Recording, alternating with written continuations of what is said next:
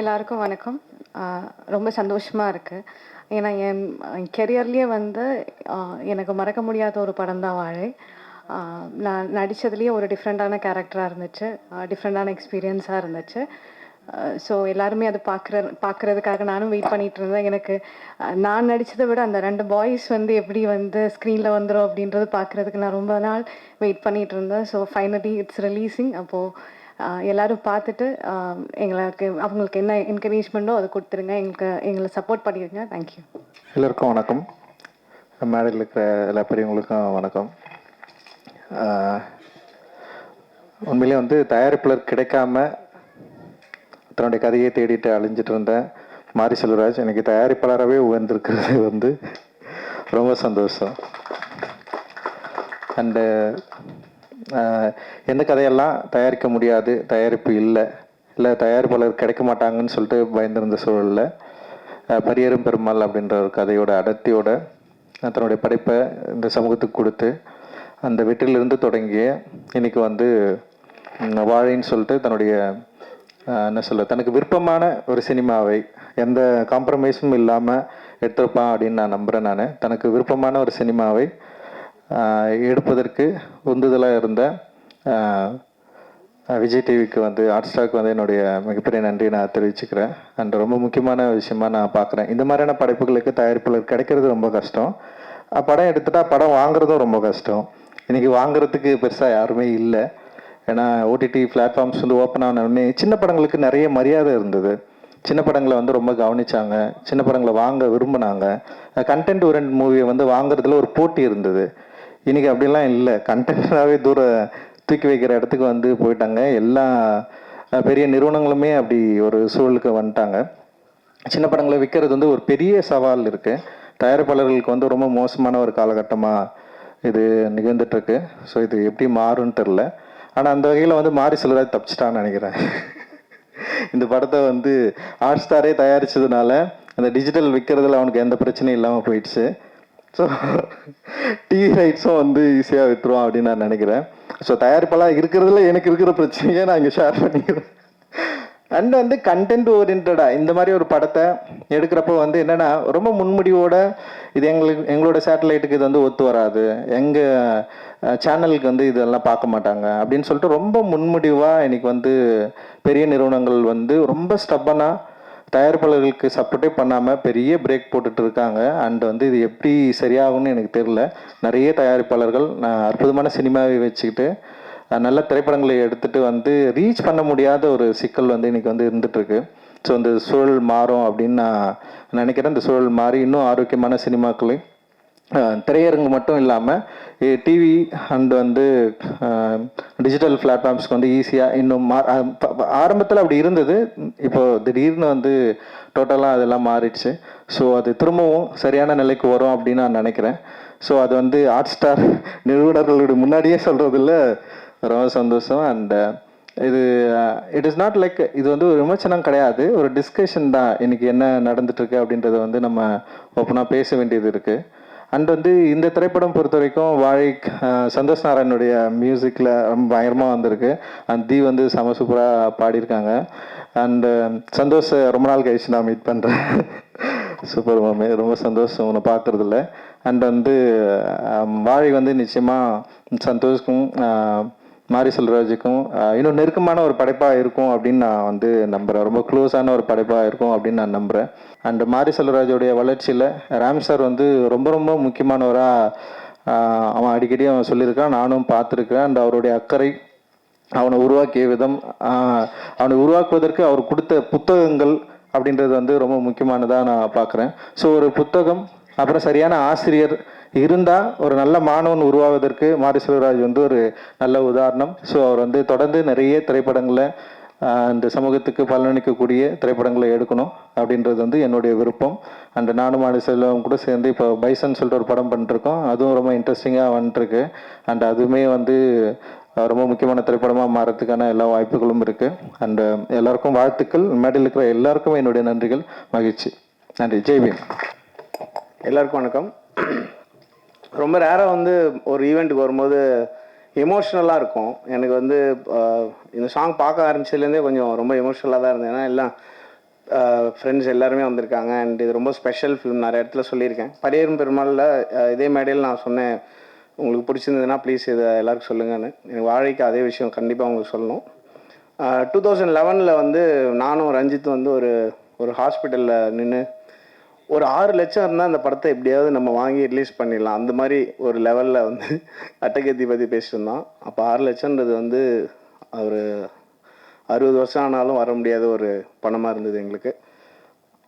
அந்த இடத்துலேருந்து ரஞ்சித் அதுக்கப்புறம் ஸ்டுடியோ கிரீன் ஞானவேல் ராஜா அவர்கள் படம் பார்த்தது, நான் அப்படியே சைட்லேருந்து இந்த ஃபாரஸ்ட் கம் படத்தில் எல்லா இடத்துலையும் இருப்பாங்க, அது மாதிரி நான் பார்த்துட்ருக்கேன் இவங்க எல்லார் லைஃப்பையும். கபாலி வந்தப்போ எனக்கு கால் பண்ணி சொன்னார், எனக்கு என்ன படம்னே புரியல. அப்படியே மாமே சரி சரி அப்படின்னா, அப்புறம் கொஞ்ச நேரம் கழிச்சு தான் புரிஞ்சுது ரஜினி சாரோட படம் பண்ணுறாருன்னு சொல்லி. அப்போ தானு சாரும் அதில் பயங்கரமாக சப்போர்ட் பண்ணாங்க. அந்த படம் பண்ணும்போது என்கிட்ட வந்து சொன்னார் ரஞ்சித், மாமே உன்னோட டீமெல்லாம் விட்டுறாத, புதுசாக நீ பாட்டு ஆள் கூட்டு வந்துடாத, நீ வந்து எப்பயுமே ஒர்க் பண்ணுறவங்களோட ஒர்க் பண்ணு அப்படின்னு சொல்லி சொன்னால் ரொம்ப நான் யூஸ்வலாக அப்படி இருக்கணும்னு தான் ஆசைப்பட்டேன். எனக்கு சொல்லும்போது ரொம்ப எமோஷ்னலாக இருந்தது. நீங்கள் நம்ம கட்டி பிடிச்சி தேங்க்யூ ரஞ்சித், எனக்கே எப்படி கேட்குறதுன்னு தெரியல அப்படின்னு சொன்னேன். ஸோ அங்கேருந்து அதுக்கப்புறம் பரியரும் பெருமாள் வரும்போது, மாமே இந்த மாதிரி படம் இருக்குது நீ பார்க்குறியான்னு சொல்லி மாறி அனுப்பிச்சாங்க. மாறிட்ட நான் பேசும்போது எனக்கு இது வந்து நம்ப முடியாத அளவுக்கு ரொம்ப செமையாக இருந்தது. நான் சொன்னேன், நான் ஒரு பாட்டு பண்ணித்தரேன், நீங்கள் அப்புறம் கொஞ்சமாவது ஷூட் பண்ணிவிட்டு வாங்க, அதுக்கப்புறம் நம்ம பார்க்கலாம் அப்படின்னு சொன்னேன். அப்புறம் ஷூட் பண்ணிட்டு வந்தோடனே அப்போ தான் நான் ராம் சாருக்கு ஃபோன் பண்ணி டார்ச்சர் பண்ண ஆரம்பித்தேன். அவர் ஃபோன் பண்ணி சார் பயங்கரமாக இருக்குது சார், நான் தனியாக கூப்பிட்டு இருந்தேன். பரியரும் பெருமாள் வந்தப்போ வந்து ஒரு பிஆர் ஏஜென்சி மாதிரி ஆகிட்டேன் நானே. எனக்கு என்னோட அந்த ஆர்ட் ஃபார்ம் ரொம்ப என்னை ஹிட் பண்ணதுனால நான் எல்லாருக்கிட்டையும் சொல்ல ஆரம்பித்தேன். அண்ட் அது வந்து ஒரு பொலிட்டிக்கல் சேஞ்ச் க்ரியேட் பண்ணிச்சுன்னு நான் நம்புகிறேன். அந்த படம் நல்லா இருக்குன்னு சொல்லிடணுன்ற கட்டாயத்துக்கே வந்துட்டாங்க. அந்த அளவுக்கு ஒரு மிகப்பெரிய பொலிட்டிக்கல் சேஞ்ச் க்ரியேட் ஆச்சு. வாழை வந்து நான் பரியரும் பெருமாளுக்கு சொன்னது தான் சொல்லணும்னு ஆசைப்பட்றேன். நான் was blown away by the film. எனக்கு வந்து தமிழில் டாப் 5 மூவிஸ் ஆஃப் ஆல் டைமில் வாழை டெஃபினெட்லாக எனக்கு பர்சனலி எனக்கு இருக்கும். அது உங்களுக்கும் அப்படி ஃபீல் ஆச்சுன்னா தயவு செஞ்சு நிறைய பேருக்கு பேசுங்க. இது வந்து திருப்பியும் ஃபஸ்ட் படம் தான். எங்களை மாதிரி ஃபில்ம் மேக்கர்ஸ் டெக்னீஷியன்ஸ்க்கு வந்து எல்லா படமும் ஃபஸ்ட் படம் தான். எந்த படத்தில் வேணால் டோட்டலாக அவுட் ஆகலாம்.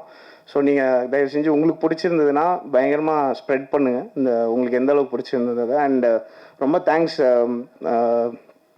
50 படம் வந்து ரிலீஸ் ஆகிருக்கு. I am so happy that this is the first stage. எனக்கு இந்த 50 ஃபிலிம்ஸ்க்கு அப்புறம் கிடச்சிருக்கிற first stage. I am so grateful. உங்கள் முன்னாடி இது நடக்குது. And thank you all for the support. நான்லாம் முதல்லாம் எங்கேயுமே வரமாட்டேன். அப்போ வந்து ஆடியோ லஞ்ச் பேண்ட்டாவது போட்டு வாங்கன்னு சொல்கிற லெவலில் இருந்தது. ஸோ இப்போ 5 நிமிஷம் பேசுகிற அளவுக்கு டெவலப் பண்ணி விட்டதுக்கும் சப்போர்ட் பண்ணதுக்கு ரொம்ப ரொம்ப நன்றி. தேங்க்யூ. எல்லோருக்கும் வணக்கம். சார் சொன்ன மாதிரி இந்த மேடை தான் ஃபஸ்ட் மேடை. ப்ளஸ் நீங்கள் வந்து பரியரும் பெருமாளை கொண்டாடின விதம் தெரியும். அதை பார்த்து என்னோடய கலையை, என்னோடய அரசியலை இந்த மக்கள் எடுத்துகிட்டு கொண்டு போன விதம் வந்து தெரியும். அந்த நம்பிக்கை தான் வந்து அடுத்தடுத்த கர்ணனாக இருக்கட்டும், மாமன்னனாக இருக்கட்டும், வாழையாக இருக்கட்டும், இப்போ எடுத்துகிட்டு இருக்க பைசனாக இருக்கட்டும், இது எல்லாமே முழுக்க என்ன விஷயம் நடந்தாலும் இந்த கதையை ஏற்றுக்கொள்வதற்கான மக்கள் இருக்கிறார்கள் அப்படிங்கிற நம்பிக்கையில் தான் எல்லா கதையுமே எடுக்கிறோம். அப்படி ஒரு அந்த மாதிரியான நம்பிக்கை கொடுத்த பத்திரிகையாளர்களுக்கு முதல்ல என்னோட நன்றி. முதல்ல ஆர்ட் ஸ்டாருக்கு தேங்க்ஸ் சொல்லணும். ஏன்னா இந்த ஸ்கிரிப்டு ஃபஸ்ட்டு நான் சினிமாவுக்கு வந்த உடனே படமெல்லாம் சொன்ன உடனே முதல்ல இருந்த ஸ்கிரிப்ட் வாழை தான். ஃபஸ்ட்டு வந்து சின்னதாக ஒரு இது கதையை சொன்னேன் டைரக்டர்கிட்ட, இதை வேணால் எழுதி வைடா அப்படின்னு சொன்னார். அதை எழுதி வச்சு ஒரு சின்ன பட்ஜெட்டில் பண்ணிடலாம் அப்படின்னு சொல்லி 50 லட்ச ரூபா அந்த கூட அந்த படம் பண்ணிடலாம் அப்படிங்கிற முடிவோடு இருந்த படம் தான் வாழை. ஏன்னா இது எடுத்தால் தான் என்னோட அடுத்த கதைக்கு என்னால் போக முடியும் அப்படின்னு நம்பிக்கிட்டு இருந்தேன். அப்போ அந்த அறிவுக்கு நான் அப்படி நம்பிக்கிட்டு இருந்தேன். இது எடுக்காமல் நம்மளால் அடுத்த படத்தை எடுக்கவே முடியாது. ஏன்னா இது அவ்வளோ பாதிப்பு ஏற்படுத்தின ஒரு கதை எனக்கு. அதில் அப்போ காலப்போக்கில் வந்து என்ன ஆகி போச்சுன்னா, நான் நிறைய வாசிக்க ஆரம்பித்தேன், நிறைய படங்கள் பார்க்க ஆரம்பித்த உடனே எனக்கு தெரிஞ்சு இதை வந்து நம்ம வந்து கஷ்டப்பட்டு எடுக்கக்கூடாது, இது நல்லா எடுக்கணும், நம்ம வந்து அடித்து பிடிச்சி எடுக்கக்கூடாது, இந்த வாழையை வந்து மிக சரியானதாக டைம் கிடைக்கும் போது எடுக்கணும் அப்படின்னு முடிவு பண்ணிட்டு தான் தள்ளி வச்சுட்டு பரியரும் பெருமாள் எழுத ஆரம்பித்தேன். பரியரும் பெருமாள் அப்போ இதே அளவுக்கு பெயின் உள்ள கதை எழுதுவோம் தனியாக அப்படின்ட்டு பரியரும் பெருமாள் எழுத ஆரம்பித்தேன். பரியரும் பெருமாள் வந்து என்னோடய ஜேர்னி ஸ்டார்ட் ஆகிடுச்சு. இப்போ இந்த கதை என்ன பண்ணுறது உள்ளுக்குள்ளே அழுத்திக்கிட்டே இருந்துச்சு. பெரியம்மாள் ரிலீஸ் ஆச்சு, கர்ணன் ரிலீஸ் ஆச்சு, மாமன்னன் ரிலீஸ் ஆச்சு. மாமன்னன் எழுதி முடிச்சிட்டேன். அப்புறம் வந்து இந்த வாழை என்ன பண்ணுறதுன்னு வச்சுட்டு இருக்கும்போது நரன் ஒரு நாள் வீட்டுக்கு வந்து ஆஃபீஸ்க்கு வந்தார். சும்மா பேசிகிட்டு இருக்கும்போது இந்த மாதிரி ஏதாவது பண்ணுங்க அப்படின்னு சொல்லும்போது நான் வாழை கதையை சொன்னேன். நீங்கள் இருக்க இவ்வளோ பிஸியில் எப்படி பண்ணுவீங்கன்னு கேட்கும்போது நான் ஏதாவது கேப்பில் நான் வந்து பண்ணிவிடுவேன். இது எனக்கு இது கதையும் தேவையில்லை, ஸ்கிரிப்ட் புக்கும் தேவையில்லை, எதுவுமே தேவையில்லை, நீங்கள் ஓகே சொன்னால் நான் பண்ணிவிடுவேன் போய் அப்படின்னு சொல்லி அப்படி தான் வாழை வந்து ஸ்டார்ட் ஆச்சு. உடனே ஹாட் ஸ்டாக் பேசினாங்க. அந்த கதையை கேட்ட அடுத்த நிமிஷமே நம்ம பண்ணுறோம் சார்னு சொல்லிட்டாங்க. நான் மாமன்னன் ஷூட்டிங்கில் இருந்தப்போ மாமன்னன் கேப்பில் அந்த படத்தை நான் வந்து மாமன்னன் ரிலீஸ் ஆக முன்னாடி இந்த படம் பண்ணி முடிச்சிட்டோம். நிச்சயமாக இந்த ஃபங்க்ஷன் வைக்கிறதுக்கு முதல் ரீசன் காரணம் என்னென்னா, ஃபஸ்ட் சிங்கிள் சும்மா சாதாரணமாக ரிலீஸ் பண்ணிடலாம். என்னோட பசங்களுக்காக தான் அந்த ஃபங்க்ஷன் வைக்கிறது. என்னோட பசங்கன்னா பொன்வேலுக்கும்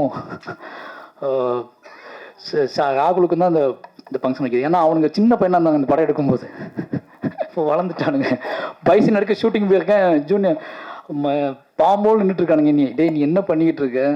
நாங்கள் வந்து 1.5 வருஷமாக நீங்கள் வந்து நான் அவ்வளோ பில்டப் பண்ணி நடிச்சு ஸ்கூலில் லீவ்லாம் கேட்டு பில்டப் பண்ணி வச்சுருக்கோம். நீ வந்து இங்கே வந்து வேறு படம் எடுத்துக்கிட்டு இருக்க. மாமன்னு எடுத்த ஓகே, அடுத்து பைசன்னு படம் எடுக்க வந்துட்டா, எங்களை எப்போ தான் காட்டுவேன் அப்படின்னு அவனை என்னை கேட்காமலே முடிச்சுக்கிட்டே இருந்தானுங்க 2 பேருமே.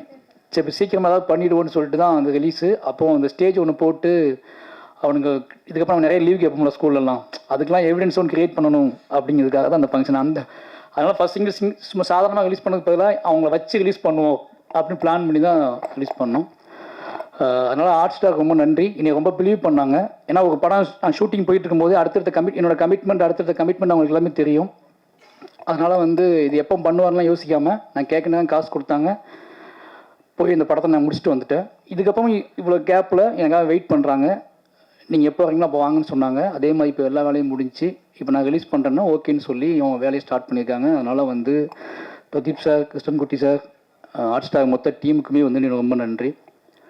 மெயினாக வந்து நான் படத்தை பற்றி பேச வேண்டாம், ஏன்னா அது ஃபஸ்ட் சிங்கிள் தான், நிறைய விஷயங்கள் இருக்குது. மெயினாக நான் பிலீவ் பண்ணுற விஷயம் ஒன்று தான். நான் ஒர்க் பண்ண எல்லாருமே இங்கே இருக்காங்க. ரஞ்சித் அண்ணா இருக்கார், அவர் கூட இப்போ நான் அடுத்த படம் பண்ணிக்கிட்டு இருக்கேன். அப்போ தானு சார் இருக்கார், அவர் கூட எனக்கு கமிட்மெண்ட் இருக்குது, படம் பண்ணுறேன். அதுக்கு அடுத்து மூர்த்தி சார் இருக்கார், ரெட் ஜெயிண்டு, அவங்க கூட ஒரு படம் பண்ணுறேன், கமிட்மெண்ட் இருக்குது. இது ஏன் சொல்கிறேன் அப்படின்னா, நான் என்னவா இருக்கேன் சினிமாவுக்குள்ள, இதுவே எனக்கு பயங்கர திருப்தியாக இருக்குது. என் கூட ஒர்க் பண்ணவங்க என்னோட உழைப்பையும் என்னோட அரசியலையும் என்னோட சினிமா கலையின் மீது எனக்கு இருக்க விஷயத்தையும் புரிஞ்சுக்கிட்டு என்னை அரவணைச்சு அவங்க கொண்டு போயிட்டு இருக்காங்க. இந்த 4 பேர், இந்த 3 ப்ரொடியூசரும் இவங்க கூட இருந்து என்னைய ஒரு ப்ரொடியூசராக பார்க்குறதும் சந்தோஷப்படுறதுமே முக்கியமான விஷயம். அடுத்தடுத்து அவங்க கூட ட்ராவல் பண்ணுறேன். அவங்க 3 பேர்த்துக்குமே ரொம்ப நன்றி. கடைசியாக சொல்லணும் அப்படின்னா ஒன்று தான், மாரி செல்வராஜ் மீது நிறைய இன்னும் கர்ணன், பரியேறும் பெருமாள், மாமன்னன் வந்ததுக்கப்புறம் கூட நிறைய சந்தேகங்கள், நிறைய வந்து குழப்பங்கள் நிறைய பேர்த்துக்கு இருக்கும். இது ஏன் இவ்வளோ வேகம், ஏன் இவ்வளோ எமோஷ்னல், ஏன் இவ்வளோ பேசுகிறது, என்னடா நீங்கள் மைக் அடிச்சு என்னென்னா பேசுவீங்களா, ஒரு படம் எடுத்தால் நீங்கள் பெரிய ஆட்களா, இப்படி நிறைய விஷயங்கள் இருக்கும். இதை மட்டும் தான் எடுப்பீங்களா, இதை மட்டும் தான் கேட்பீங்களா அப்படின்னு நிறைய கேள்வி வந்துகிட்டே இருக்கும். வாழை வந்து அதை பார்க்கும்போது, வாழை படம் பார்த்து முடித்ததுக்கப்புறம் என்னை நீங்கள் புரிந்து கொள்வதற்காக மட்டுமே எடுக்கப்பட்ட படம் தான் வாழை. மாரி செல்வராஜன் படைப்புகளையும் இல்லை மாரி செல்வராஜோட கேள்விகளையும் இல்லை மாரி செல்வராஜோட எமோஷனலையும் குறைந்தபட்சம் புரிந்து கொள்வதற்கான ஒரு ஸ்பேஸ், என்னை நம்புகிறவர்கள் இன்னும் ஸ்ட்ராங்காக நம்புவதற்கும், என்னை சந்தேகிப்பவர்கள் குறைந்தபட்சம் என் பக்கம் பார்வையை திருப்பதற்குமான ஒரு உரையாடலை தான் இந்த வாழைங்க படம். வாழையின் மூலமாக நான் ரொம்ப நம்புகிறது, நான் யார் அப்படிங்கிறத நான் சொல்கிறேன் அப்படிங்கிற சொல்கிறேன் அப்படிங்கிறத ஒரு பெரிய நம்பிக்கை இருக்குது. வாழை நிச்சயமாக உங்களுக்கு ரொம்ப பிடிக்கும். முதல் பாடல் ரிலீஸ் ஆகுது, அடுத்தடுத்த பாடல் ரிலீஸ் ஆகும். இந்த படம் வந்து ஆகஸ்ட் 23 சொல்லலாங்க சார்,